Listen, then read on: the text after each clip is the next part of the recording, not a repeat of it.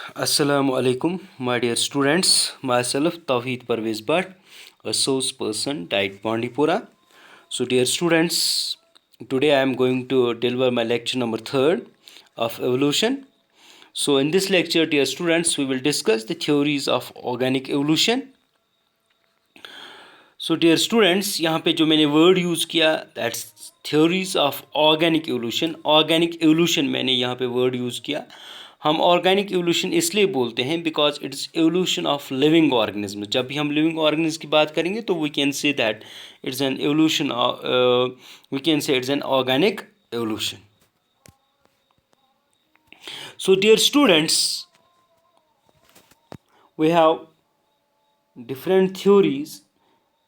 We have large number of theories in order to understand the mechanism of evolution. But most convincing theories which helps us to understand the mechanism of evolution are 5, जिनमें पहली theory जिसको हम Lamarckism कहते हैं, दूसरी Darwinism, तीसरी modern synthetic theory, and fourth one germ plasm theory, and fifth one mutation theory.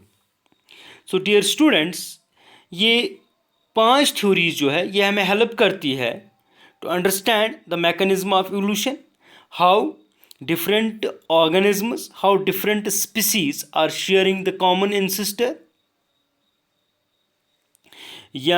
how the different species have been developed, have been originated by gradual changes. So dear students, with the help of these theories we can understand the organic evolution. So dear students, अगर हम 10th की बात करेंगे, 10th class की, यहाँ पे आपको according to syllabus concept होना चाहिए डार्विनिज्म का और मॉडर्न सिंथेटिक थ्योरी का. लेकिन यहाँ पे हम कोशिश करेंगे हम लेमार्किज्म को भी समझें, जर्म प्लाज्म थ्योरी को भी समझें और म्यूटेशन थ्योरी को भी समझें, ताकि हमारा कंसेप्ट जो है वो प्रॉपरली क्लियर हो जाए. सो डियर स्टूडेंट्स, आज हम डिस्कस करेंगे लेमार्किज्म. तो जब हम लेमार्किज्म की बात करते हैं, इस थ्योरी का नाम जो है actually that is theory of inheritance of acquired characters. In simple words में हम बोलते हैं लेमार्किज्म. सो डियर स्टूडेंट्स, ये थ्योरी जो है लेमार्किज्म, ये दी थी एक फ्रेंच नेचुरलिस्ट ने जिसका नाम था जीन दे लेमार्क. तो अगर हम इस थ्योरी को समझने की कोशिश करेंगे तो सिंपली हमारे पास जो कंसेप्ट होना चाहिए पहले, वो होना चाहिए एक्यूर्ड कैरेक्टर्स का या एक्यूर्ड ट्रेट्स का. तो वो पहले ही वो कंसेप्ट मैंने क्लियर किया है. यहाँ पे मैं थोड़ा और बताना चाहूँगा. हमारे पास जो कैरेक्टर्स होते हैं लिविंग ऑर्गेनिज्म के पास, उनको हम 2 क्लासेस में क्लासीफाई करते हैं, 2 ग्रुप्स में डिवाइड करते हैं. One is the acquired characters or acquired traits, and second is the inherited traits. So dear students, कुछ traits ऐसे होते हैं जो डेवलप होते हैं within the living organism in response to the environment. उन ट्रेट्स, उन कैरेक्टर्स को हम कहते हैं एक्यूर्ड कैरेक्टर्स.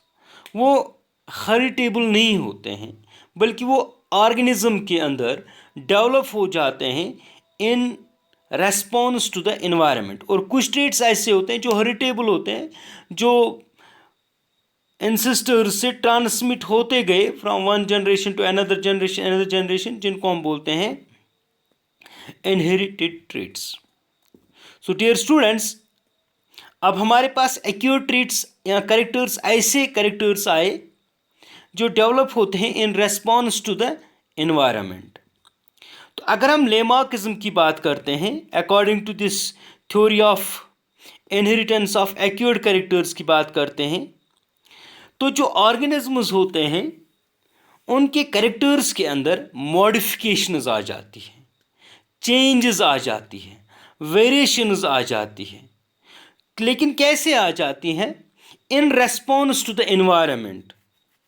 वो एक्वायर करते हैं ऐसी मॉडिफिकेशन इन देयर कैरेक्टर्स जो ड्यू टू एडॉप्टेशन आती है इन द एनवायरनमेंट, और फिर वही कैरेक्टर्स ट्रांसमिट हो जाते हैं इनटू द नेक्स्ट जनरेशन, या हैंड ओवर करते हैं वो, या हैंड डाउन करते हैं वो इन द डेसिडेंट्स।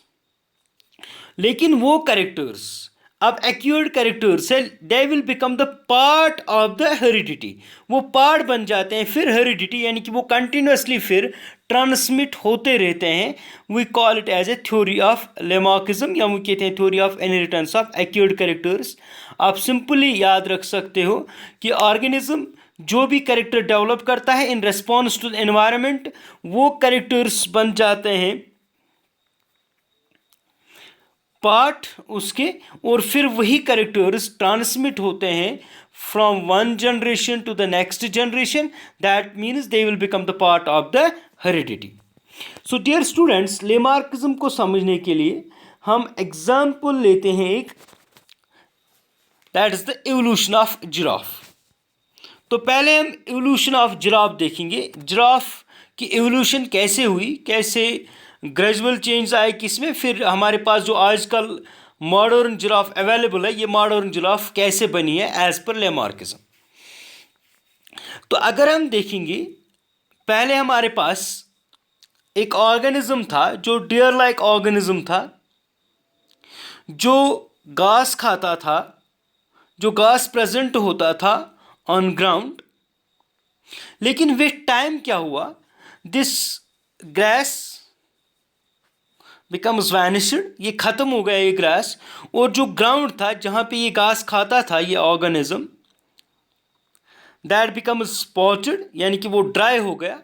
अब इसके पास घास अवेलेबल नहीं है, but it needs to be survive, ये अपने आप को सर्वाइव करना चाहता है।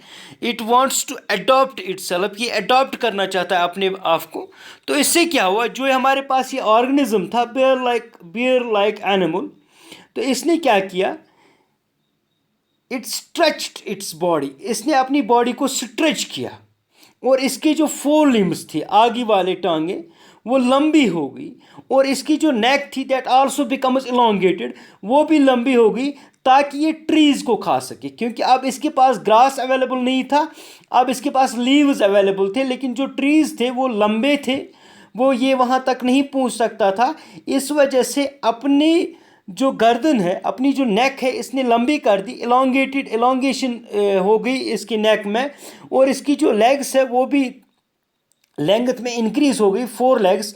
लेकिन जो पीछे वाली लेग्स है, इन लेग्स, दैट रिमेन्स शॉर्ट। और इन दिस वे हमारे पास एक मॉडर्न जिराफ आया, और जो मॉडर्न जिराफ हमारे पास अवेलेबल है, that's up to the height of 18 feet. उसकी जो हाइट है वो 18 फीट है, यानी कि वो किसी भी ट्री, किसी भी दरख्त को ईजिली उसके पत्ते खा सकता है, उसके ब्रांचेस को खा सकता है। और इस तरह एवोल्यूशन हुई जिराफ की। हम with the help of diagram भी समझ सकते हैं। आप देख सकते हो, पहले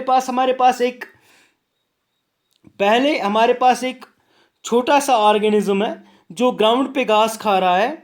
उसके बाद जब इसको ग्राउंड पे घास जो है वो ख़त्म हो गई, ये ड्राई हो गई, ये फील्ड्स, ग्रास फील्ड्स, तो इसने अपनी गर्दन स्ट्रेच की, इसने अपनी लेग्स, आगे वाली लेग्स स्ट्रेच की। एक तो ये लेग्स, अपनी आगे वाली लेग्स ऊपर उठा सकता था, फिर खा सकता था, जैसे बकरी खाती है, जैसे गोट खाती है, लेकिन वो नहीं हुआ। बल्कि इसकी लेग्स जो है वो ये अपने आप को अडॉप्ट करने लगा in response to the environment. इसकी लेग्स जो है वो स्ट्रेच होगी, इसकी नेक भी स्ट्रेच होगी, ओब्वियसली इसकी लेंथ जो है वो इंक्रीज होगी, that reach to the 18 feet. Modern giraffe जो हमारे पास अवेलेबल है, तो इसने ट्रीज खाना स्टार्ट कर दिए, तो ये सर्वाइव कर पाई इस प्लेनेट पे। डियर स्टूडेंट्स, हमारे पास और भी एग्जाम्पल्स हैं जिससे हम लेमार्किज्म को समझ सकते हैं।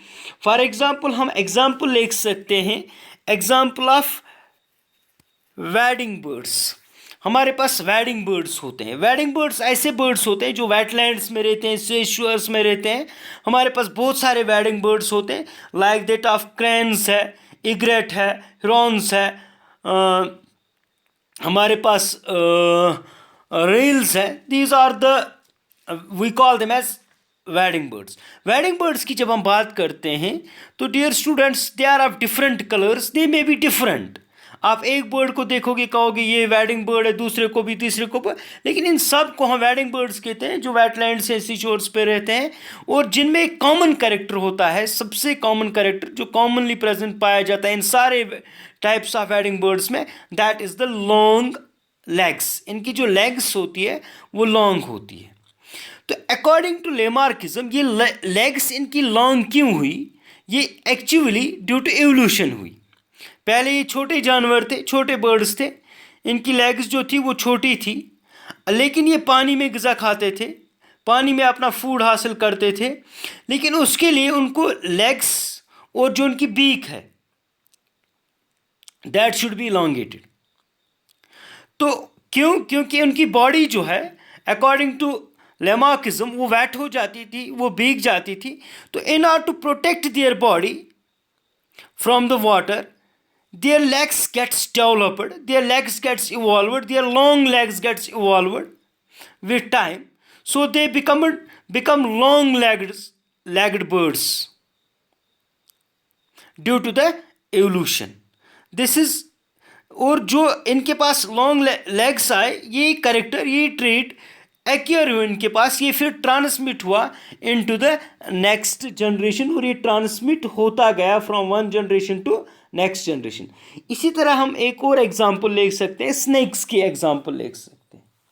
स्नेक्स के पास पहले according to evolution, according to Lamarckism, पहले 4 लिम्ब्स होती थी। पहले इनने लेग्स होती थी स्नेक्स के पास। तो लेकिन उनको जब वो क्रीपिंग करते थे, जब वो रेंगते थे, तो उनको प्रॉब्लम हो जाती थी उन लेग्स की वजह से। और जब वो होल्स में जाते थे, वो होल्स में जाते तो ये लेग्स जो है, ये लिम्ब्स जो है, ये उनके लिए क्या होती थी, ये उनके लिए प्रॉब्लम बन जाती थी, ऑब्स्टिकल बन जाती थी। तो विद टाइम ये लेग्स जो है they get losted from the snakes, ये लॉस्ट हुए, ये ख़त्म हो गए स्नेक्स से। तो हमारे पास जो मॉडर्न स्नेक्स आए they are without legs. This is dear students Lamarckism. लेकिन जब प्लांट्स की बात आई, प्लांट्स में इसने सिंपल थ्योरी एक्सेप्ट की, वही थ्योरी जो हिलारी ने दी थी, जिसको हम कहते हैं कंप्यूटर थ्योरी ऑफ हिलारी। तो उसमें क्या कहते हैं कि प्लांट्स की जो शेप चेंज हुई, ये चेंज हुई in response to the environment. Dear students, यहाँ पे इसने वही थ्योरी एक्सेप्ट की, लेकिन एनिमल्स में इसने बोला लेमार्किज्म ने कि अब जो एनिमल्स होते हैं ये एक्वायर करते हैं traits in response to environment, और फिर वही ट्रेट्स, वही कैरेक्टर्स ट्रांसमिट होते हैं इनटू द नेक्स्ट जनरेशन, और ये प्रोसेस कंटिन्यू रहती है। So dear students, thank you for today.